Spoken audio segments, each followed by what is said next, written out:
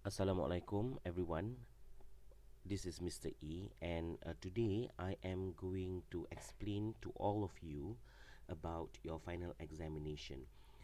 First and foremost, I hope that this video helps to helps you to understand better about your final examination paper for ELC150. Okay. All right, now we will start with the front page of the final examination paper. Of course, you can see here, this is the front page of your examination paper. Okay, I'm moving my cursor, and then of course, if we were to scroll it down, and you can see all the details that you have to write on the front page of your paper. Okay, so make sure that you know your UITM student card number, your program code, which is your program, your own program. Okay, if you are SR students, it should be SR something. And then part, of course, you should be in part 2. All right, and then English language group, I hope you know what your language group is. Kindly refer to iClass just in case you don't know. And of course, my name, and it has to be a full name, so just write down Encik Ilyas bin Sulaiman Mohandas. There you go.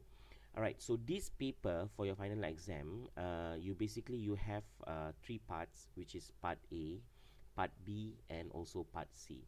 So part A, 7 questions, part B, 5 questions, and part C, 10 questions. Okay, and for part A until part C, you will be reading, three types of reading comprehension passages, and there are different reading comprehension passages. Okay, so basically your ELC 150 final exam, the paper is about it's about reading comprehension passages. Now let us move on with the first part, which is part A. Now I am actually using final exam paper last semester, which is March 2016. Okay, because this is a recent one. All right. This is part A, where you have your reading passage. So first thing first, all you need to do is to read the reading passage carefully. So basically this reading passage is about, if I am not mistaken, let me scroll it down. Okay, yes, it's about 2 page long. All right, you can see it's about 2 page long. So this is like the first page, and then this is the second page, but it is not until the end. Okay, it is likely until the end, but not until the end. And then you're going to answer the questions that are in part A. Now let us move on with the first question. So just imagine that you have already read the reading passage. So the first question asks, what do the following words and phrases refer to as they are used in the passage? Now I'm going to give you a very just one example, like this. The first question 1A, this behavioral problem, line 9. So what you do is you go back to line 9. Okay, so this is where you can find line 9. This is 5, 6, 7, 8, 9. So this is actually line 9. Okay, I'm going to highlight it. Okay, and you can see the phrase, this behavioral problem. Okay, now if question like this, what you need to do is to first to look at the sentence that the phrase is in. For example, in this case, this is the phrase. So what is the sentence? This is the sentence. And just a sec. Okay, let me just highlight it. This is the first part. Okay, and then this is the second part of the sentence. All right. Okay, this is one whole sentence. Oh, okay, I cannot highlight both. All right, so I just have to choose. Let me see if I can do it. No. All right, so this behavioral problem is not merely about messiness and the treatment. So basically this is one whole sentence. Okay, so the underlying phrase is this behavioral problem. The question asks, this behavioral problem refers to what? Okay, so you have to first read the sentence. The sentence says that this behavioral problem is not merely about messiness and the treatment. Okay, done. Now then you can also refer to the questions, the sentence before, like, first we should educate ourselves about hoarding. Okay, this behavioral problem is not merely about messiness and the treatment. Now if you see here, first we should educate ourselves about hoarding. What is hoarding? So hoarding is actually the thing that is discussed in the passage.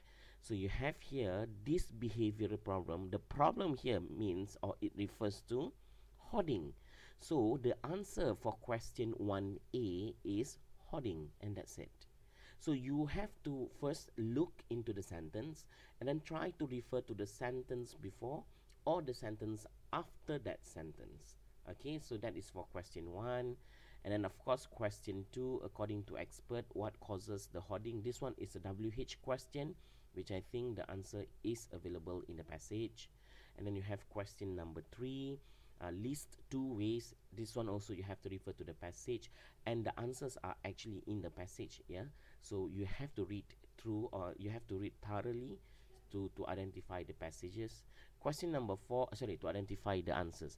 Question number 4, true and false. Again, you have to read the passage, make sure that if it is true, then you have to verify the sentence, because the sentence has been pre-modified from the passage.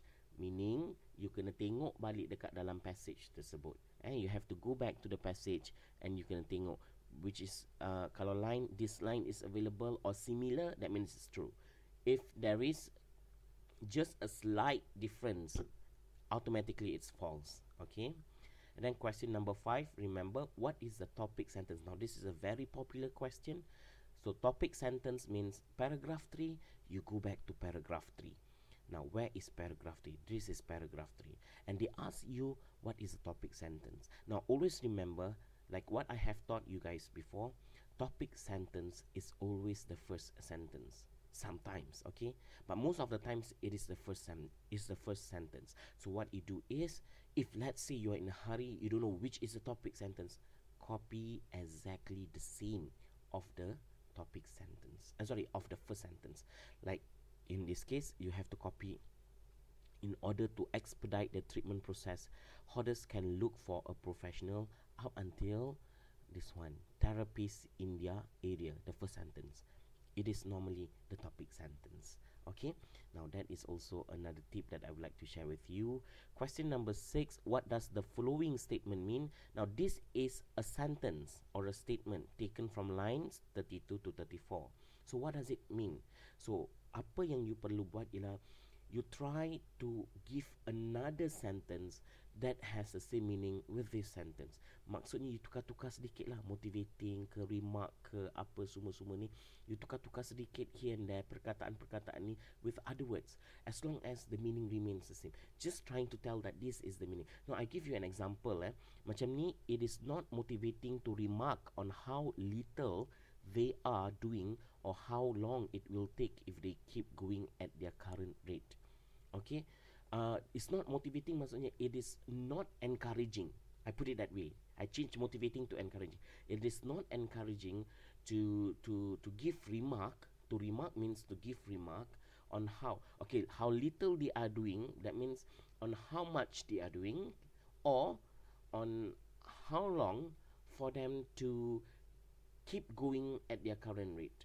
So this is more or less, how I paraphrase the sentence so that it gives another meaning. It gives another sentence with the same meaning. Okay, this is how you do it. And question number 7, in your opinion, it is possible for hoarders. So you give your opinion and give a reason for your answer. Okay, and if your opinion is acceptable or reasonable, then you get 2 marks. All right, this is how you answer question for part A. Now let us move on to part B. Now part B is where you are going to look at the visuals given to you. Of course, this is a bar graph, and the one below is actually a table. So what you do is you study the bar graph and the table carefully, and then you answer all these 5 questions, and they are very straightforward, believe me. Okay, I'm not going to focus on this part because they are very simple. Each question constitutes 1 mark to the paper, so which means the answer is pretty straightforward, but you have to read carefully. Alright, now let us move on to the part C. Now part C is where you are going to read the passage below and answer the questions. So the part C, the passage is quite long as compared to part A. Yeah? So what you do is you read the same thing, because as you can see here, part C is where the passage is about is actually 2 page long. Just now is almost 2 page long, but this is 2 page long. Okay, and of course you have the questions. Now give the meaning of the words. For question number 1, I would like to remind you, okay, first thing first, you identify what is a part of speech. Like the word harmful here. So harmful means it is an adjective. So you write down somewhere here adjective. Okay, and then what about severe? Okay, so how do you know this is an adjective ke, a verb ke, or a noun? You go back to the passage and then you refer back to the words and you see how the words are used in the passage. Are they used as a verb? Are they used as a noun? So you have to decide. Once you identify all the parts of speech, it will be easier when you want to think of another word that has the same meaning, yang ada same meaning ni, okay? And then what you do is once you dah identify, make sure that they are of the same part of speech. Kalau ni harmful adjective, perkataan yang you nak gantikan tu pun mesti adjective. So if you go back here, you pergi dekat bahagian depan ni, you nampak dia tulis ni, you are allowed to refer to a printed English dictionary.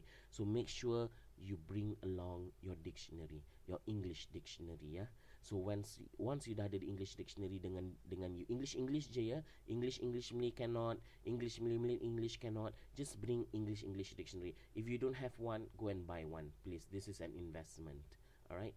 So coming back to this, once you dah identify the word, make sure that you check balik dekat dalam dictionary tu the word jawapan you tu sama. Oh, this is part A.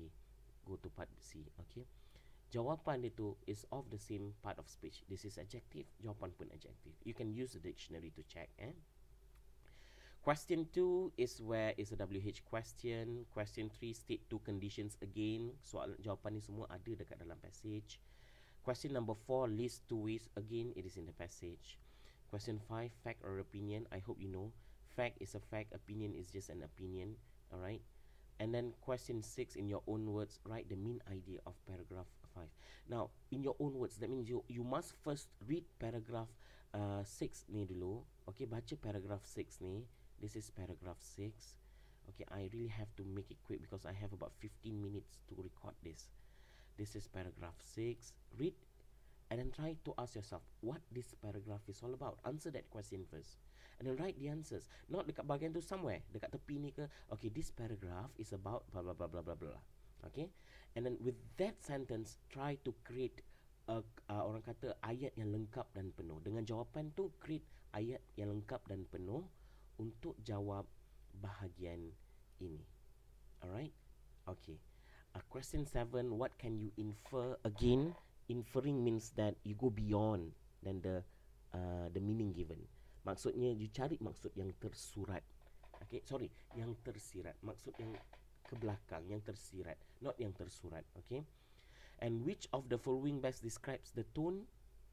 You choose bitter, serious, sarcastic, humorous. You don't know the meaning of this word, please use your dictionary. Alright.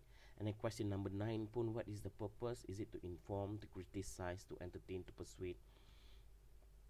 And then based on question number 10, this is like an opinion question. Alright. So again, you can refer to the passage. Saya hanya fokus pada part-part yang technical sahaja. Yang lain mana jawapan ada dalam passage, you can do on your own. Alright. So I guess that's all me explaining about final exam paper. I wish all the best and good luck to all of you. And then don't forget to bring along your English dictionary. Okay. That's all for now. Thank you so much.